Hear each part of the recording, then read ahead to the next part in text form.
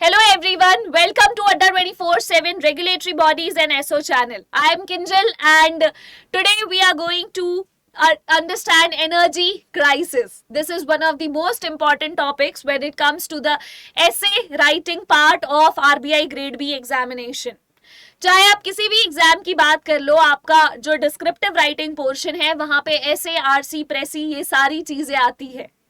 ये जो सारी चीजें वहां पे पूछी जाती है आरबीआई ग्रेड बी की अगर हम बात करें तो 100 मार्क्स का इंग्लिश पोर्शन डिस्क्रिप्टिव का होता है. एनर्जी क्राइसिस आज का हमारा टॉपिक है क्योंकि energy crisis is very much co related with the economy of this country. हमारी कंट्री का इकोनॉमी कहाँ जा रहा है, क्या हो रहा है, ये सारी बातें तो होते रहेंगी. द आइडिया इज कि अगर एनर्जी क्राइसिस से रिलेटेड आपको आते हैं सवाल तो आपको आना चाहिए कि उसमें क्या लिखना है. Recently, the budget was announced and our FY23 has recently been passed away. Passed away as in dead, ये तो आप ही मुझे बताएंगे by the end of the session. तो स्टार्ट करते हैं. सबसे पहले there's this little data. ये डाटा शायद आपको कंफ्यूज कर सकता है, but I promise you if I am here, I'll make sure that all your doubts are resolved. So there was this data in the Hindu business editorial business line on 31st of March. अभी 30th of March मैं आपको उसका screenshot भी दिखाऊंगी. और इस data में जो बातें लिखी गई थी वो काफी कंफ्यूजिंग थी नेचर. So यहाँ लिखा है India's energy imports are projected to surge by 43.6% in financial year 23. तो ये एक प्रेडिक्शन था कि financial year 23 में जो हमारा सर्ज है ये 43.6% जाएगा. अब इससे इम्पैक्ट किस चीज पे आ सकता है? द नंबर वन इम्पैक्ट जहां पे ये आ सकता है that is in the import bills.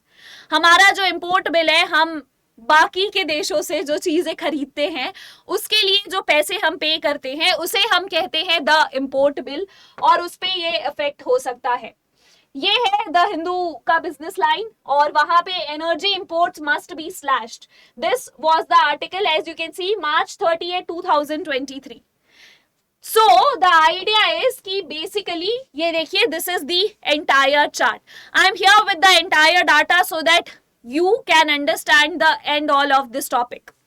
Now, सबसे पहले energy in coal, coke, crude oil, LNG and LPG में फाइनेंशियल ईयर 2023 में $181 बिलियन का हमने अपना इंपोर्ट बिल था.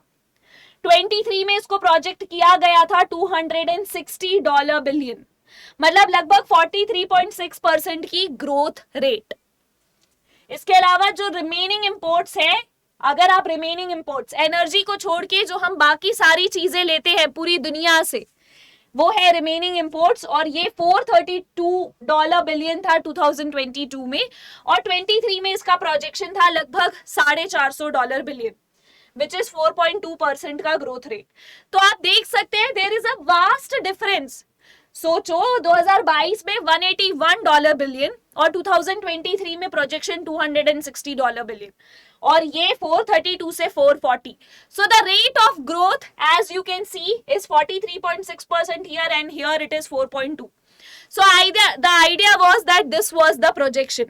Having said that, अगर ये projection है तो ये projection और कितना grim हो सकता है. So this projection was further taken away कि 2024, 25, 26, 27, 28 तक के कितना हो जाएगा.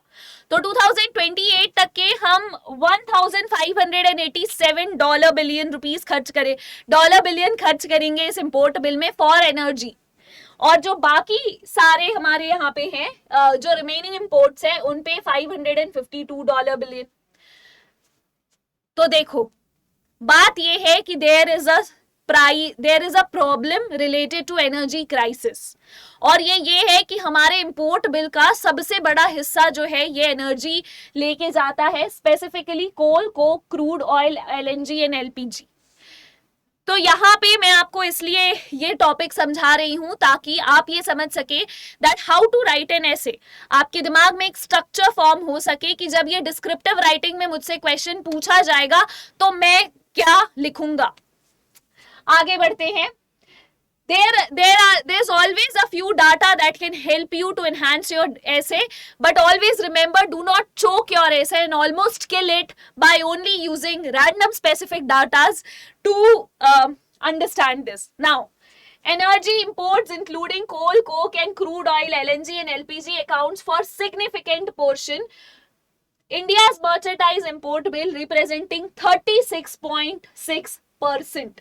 ये जो एनर्जी इंपोर्ट है जैसे कि कोल, कोक और क्रूड ऑयल, एलएनजी और एलपीजी का, they account for a significant portion. ये एक सिग्निफिकेंट पोर्शन का हिस्सा है.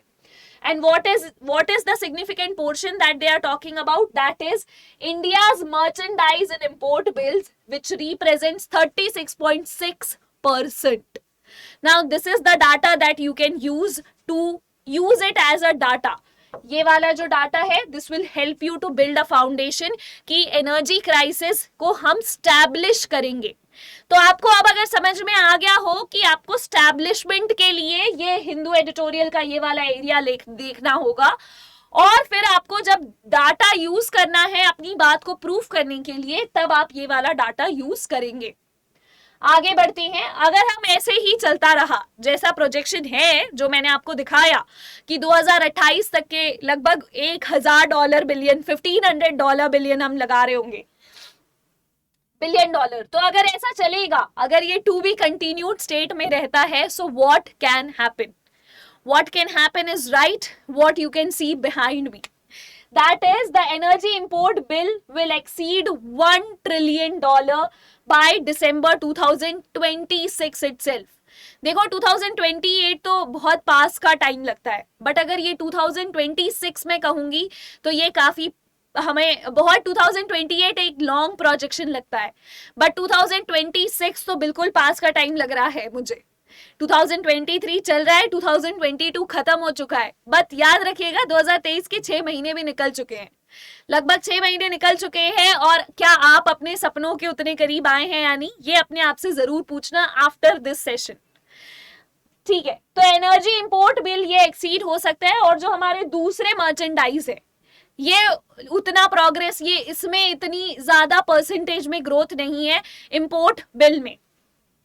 अब इसमें एक और बड़ा चैलेंज है हमारे पास, और ये चैलेंज ये है कि समहाउ जो हमारी इंपोर्ट वैल्यू ऑफ आइटम्स है, अभी इंडिया में ग्रीन ग्रोथ, G20, और ना ही इंडिया में बट इंटरनेशनली ऑल्सो हाइड्रोकार्बन और ये अलग हाइड्रोजन पावर सिस्टम, ये सारे तरीके से वी आर ट्राइंग कि समहाउ हमारा पोल्यूशन जो है खत्म हो. Carbon trading which is another important factor when it comes to curb pollution. और अगर हमें पोल्यूशन से अपने आप को बचाना है, अगर हमें अर्थ को सर्वाइवल देना है, सस्टेनेबल डेवलपमेंट करना है अर्थ में, तो इसके लिए additionally the import value on items required for clean energies जैसे फोटोवोल्टेइक सेल या फिर lithium ion batteries would further exacerbate the situation. Now when you write the essay, make sure that you use the term exacerbate. Exacerbate का मतलब होता है किसी situation को version कर देना, खराब कर देना. तो ये हमारी सिचुएशन को और ज्यादा खराब कर देते हैं. नाउ इसका कॉज क्या है? ये ऐसा क्यों हो रहा है कि हम ऑयल और ये सारी चीजों के पीछे इतने पैसे डालने पड़ रहे हैं, जबकि जो रिमेनिंग हमारे मर्चेंडाइज है उसका जो बजट है ये बहुत ज्यादा नहीं बढ़ा है? तो ऐसा इसलिए हो रहा है बिकॉज सबसे पहले कोविड-19 के इम्पैक्ट्स हम अभी तक के वर्ल्ड में देखते हैं. Supply chain management has been disrupted because of the कोविड-19 pandemic. What do you mean by disrupted? I basically mean कि कोविड-19 के टाइम में लोगों को मास्क और टिश्यू पेपर भी नहीं मिल रहे थे because of the supply chain management. So the idea is कि the supply chain management was not just bad around the grocery stores near your house, but it was even bad at the international level कि somehow हम जो energy in the form of oil और LPG लेते हैं वो हम somehow supply chain नहीं हो पा रहा था, तो वो हमारे देश तक के पहुंच भी नहीं पा रही थी. The next thing that we need to take care of कि सप्लाई चेन मैनेजमेंट का डिसरप्शन सिर्फ अकेला रीजन कोविड-19 नहीं है. Geopolitical tensions between Russia and Ukraine even excurbated. अब याद रखिए जब आप ऐसे लिखेंगे तो आप यूज करेंगे the word excurbate, because excurbate का मतलब होता है to worsen the situation. You can definitely write worsening the situation, but remember RBI grade B officer कैसा ऐसे लिखेगा, तो वो डेफिनेटली यूज करेंगे the word exacerbate for the geopolitical tension, कि जियोपॉलिटिकल टेंशन जो है, रशियन इन्वेजन हुआ है जो यूक्रेन पे, उसके कारण भी बहुत सारी प्रॉब्लम्स आई हैं in the supply chain management. जब भी ऐसी जियोपॉलिटिकल टेंशन आती है, इसके बाद सबसे बड़ा जो प्रॉब्लम आता है वो ये आता है कि हर कंट्री अपने आप को समहाउ सेव करने की कोशिश करता है. और क्योंकि हर कंट्री अपने आप को सेव करने की कोशिश करता है, so the weakening of the American and Saudi Arabian 1970s deal, 1970 में अमेरिका और सऊदी अरेबिया के बीच में एक डील हुई थी, जिसमें अमेरिका से कहा गया, अमेरिका ने बेसिकली सऊदी अरेबिया को अश्योर किया that we will give you security guarantees in exchange for the oil imports. आप ऑयल हमें देते रहे और हम आपको सिक्योरिटी गारंटी देंगे. somehow America now felt that it is better if they have their independent own sources of energy rather than depending on Saudi Arabia for oil. Of course, the reason is geopolitical tensions between the two countries. इसके अलावा जो हमारा तीसरा reason है, the third cause of this thing is inflation. Inflation के लिए मैंने ये कॉमिक स्ट्रिप यूज किया है मेरे पीछे. As you can see there is this one little boy जो लेमनेड सेल कर रहे हैं $8 पर कप, एक कप का $8. तो नींबू पानी $8 में बहुत ही महंगा नींबू पानी है. और ये इसलिए होता है क्योंकि पूरी दुनिया में जब इन्फ्लेशन बढ़ता है तो प्राइस राइज हर चीज में होता है. तो this is the problem that this little girl has over here. इसके अलावा डेवलप्ड नेशन में अगर इन्फ्लेशन बढ़ गया तब तो और बड़ी प्रॉब्लम है. रिमेंबर, ऐसे इजी तरीके से हमने अभी तक 5 रीजन पढ़ लिए हैं. बाय द वे, हमने पढ़ा जियोपॉलिटिकल टेंशन कहाँ कहाँ कैसे कैसे डेवलप हुए, हमने कोविड-19 क्राइसिस के बारे में पढ़ा, हमने वर्ल्ड इन्फ्लेशन इश्यूज के बारे में पढ़ा, और अब हम पढ़ रहे हैं कि how if developed countries go into inflation it actually affects the entire system. पूरा का पूरा सिस्टम, पूरा का पूरा नेटवर्क हिल जाता है अगर डेवलप्ड कंट्रीज जो हैं ये इन्फ्लेशन में चले जाते हैं. तो जैसे my paycheck looks so small from up here, this is another satire picture behind me that you can see. यहाँ पे ये अमेरिकन जो डेवलप्ड कंट्रीज है, ये ऊपर से जब देख रहे हैं तो इन्हें लग रहा है कि ये एशिया वालों के पास भी इतनी जमीनें हैं, तो हमारे पास तो बल्कि कम जमीनें हैं. So that is what the reason is, कि they are afraid of us. Jokes apart, now the high inflation in developed countries can induce price rise increase of oil all over the world including India and affects its buying power. Inflation के कारण हमारा जो buying capacity है ये भी effect हुआ है. इसके अलावा अमेरिका समहाउ चाहता है कि ये चाइना पे भी डिपेंडेंसी जो है खत्म कर दे for their supply chain management. ये अपने सप्लाई चेन इकोसिस्टम में चाइना को नहीं रखना चाहते. चाइना और अमेरिका के बीच में ऑलरेडी बहुत गहरी टसल चल रही है. China is trying to build their own club and America is definitely not a part of that club. India is also not a part of that club in the South Asian countries. Recently उन्होंने एक ऐसा programme भी किया था, एक ऐसी committee भी बनाई थी जहाँ पे वो साउथ एशियन कंट्रीज को रिप्रेजेंट करना चाहते हैं और उनके बिजनेस ग्रोथ को देखना चाहते हैं. But somehow we have not participated in that yet. And remember, we are not the only one South Asian countries who is not being a part of that. There are many more to come. The next thing is what are the challenges. ये जो पूरी problem है energy crisis की, जहां हम लगभग $1,500 billion खर्च कर सकते हैं एनर्जी पे आने वाले कुछ सालों में, इसमें क्या क्या चैलेंजेस है, इससे रिलेटेड क्या क्या प्रॉब्लम्स हमारे लाइफ में आ सकती है. तो सबसे पहले हमारे पास कितने टाइप की एनर्जी है. As you can see behind me, there is coal, there is wind, there is solar, there is everything like that. But limited energy resources हैं जिसपे हम अभी तक के फुल फ्लेजेड तरीके से डिपेंडेंट हैं. जैसे कि we have coal, oil and gas. जैसे कोल, ऑयल और गैस पे हमारी डिपेंडेंसी इतनी ज्यादा है इंपोर्ट में, तो हम अपनी ग्रोइंग एनर्जी डिमांड्स को कैसे कवर करेंगे. और अगर हमें हमारी ग्रोइंग एनर्जी डिमांड्स को कवर करना है तो उसका एक एस्टिमेटेड वैल्यू होना चाहिए. जैसे petroleum import for financial year 2023 is $210 billion.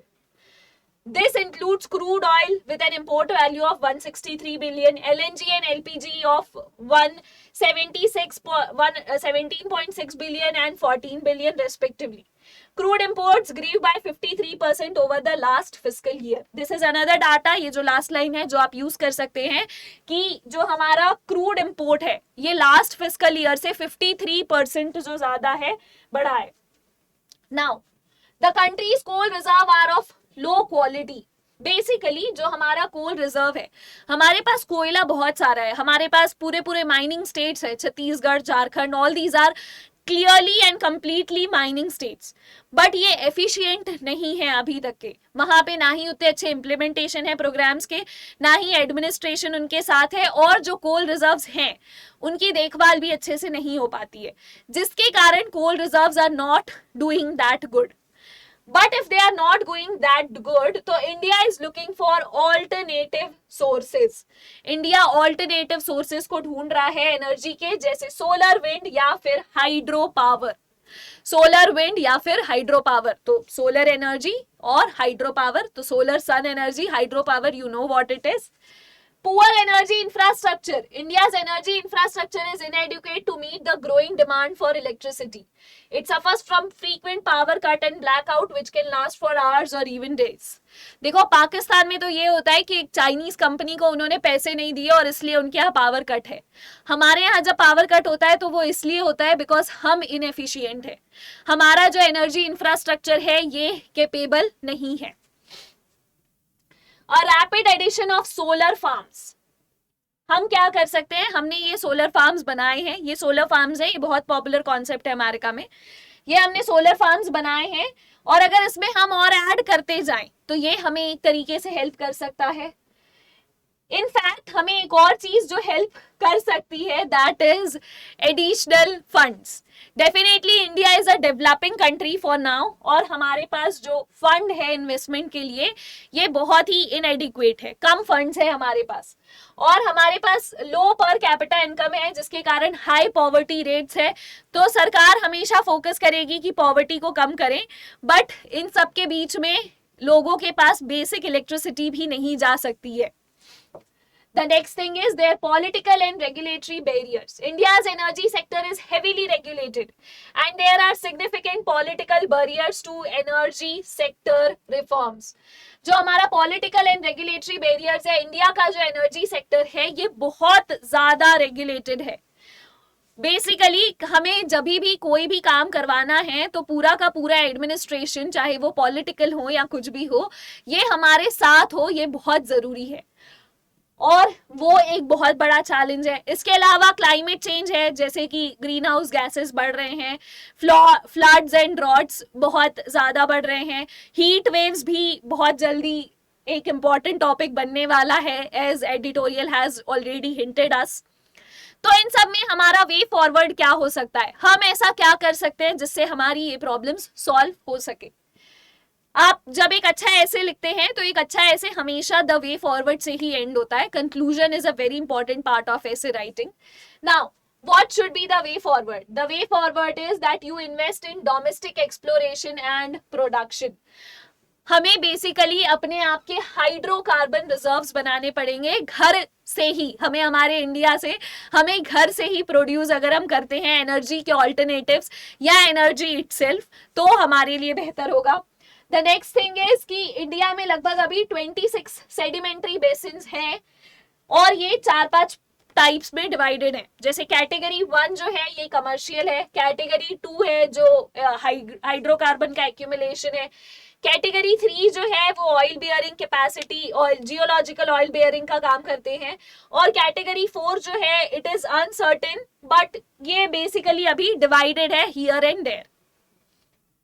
हम अगर अपनी कोल क्वालिटी, हमारे पास ऑलरेडी कोल है, और अगर हम अपनी कोल क्वालिटी और एफिशिएंसी को बढ़ा दें तो भी हमारे लिए बेहतर होगा.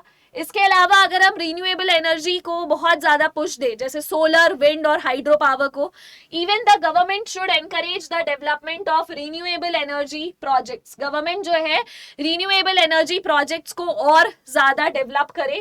Carbon pricing can help to incentivise, carbon pricing, carbon trading, ये सारी चीजों से भी हम अपने आप को हेल्प कर सकते हैं। एनर्जी इंफ्रास्ट्रक्चर जब हमारा एक अच्छा सा बन जाएगा, उसके बाद शायद हमें प्रॉब्लम जो है नहीं होगी। Reducing the coal imports. India must also focus on reducing coal imports. There is not enough scope for reducing the import of cooking coal, as India does not have high quality reserves, but the import of thermal coal can be managed. हमारे पास जो thermal कोल है, उसके कोल का जो usage thermal plant में होता है, उसको हम अगर रेगुलेट कर लें तो भी हमारे लिए अच्छा होगा। इसके अलावा जो इंपोर्ट की क्वालिटी है of the low quality, high ash content of 30 to 40%, इन बेसिकली ये कह रहे हैं coal import have increased mainly because of demand from the new power plants. हमारे पास जितने भी नए पावर प्लांट्स हैं वहां पे बेहतर कोल क्वालिटी की जरूरत है। कोई ऐसा कोल फिलहाल जो हमारे पास है, इसमें 30 to 40% जो है एश कंटेंट है। इसके अलावा अगर आप अच्छे से यहाँ पे पढ़ना चाहते हैं और आप टेलीग्राम पे इसकी अगर पीडीएफ चाहते हैं ताकि आप ये जो डाटा है इसे लर्न कर सके और एक अच्छा ऐसे लिख सके, तो make sure that you follow me on mentor Kinjal. आप जब मुझे मेंटोर किंजल में फॉलो करेंगे, यहाँ पे टेलीग्राम पे जब आप मुझसे कनेक्ट करेंगे तो मैं आपको पीडीएफ प्रोवाइड कर दूंगी। जाते जाते एक बात मैं जरूर कहना चाहूंगी, देखिए आरबीआई में 100 मार्क्स की इंग्लिश आती है डिस्क्रिप्टिव, और मैं हर दिन आपको ऐसे टॉपिक्स पढ़ाती हूँ। तो ये जो टॉपिक्स मैं आपको पढ़ाती हूँ आप ऑल्टरनेट डेज पे लिखने की जरूर कोशिश करें। Start with typing 10 lines per day and then gradually you can increase. On that note I will take your leave. Bye and take care.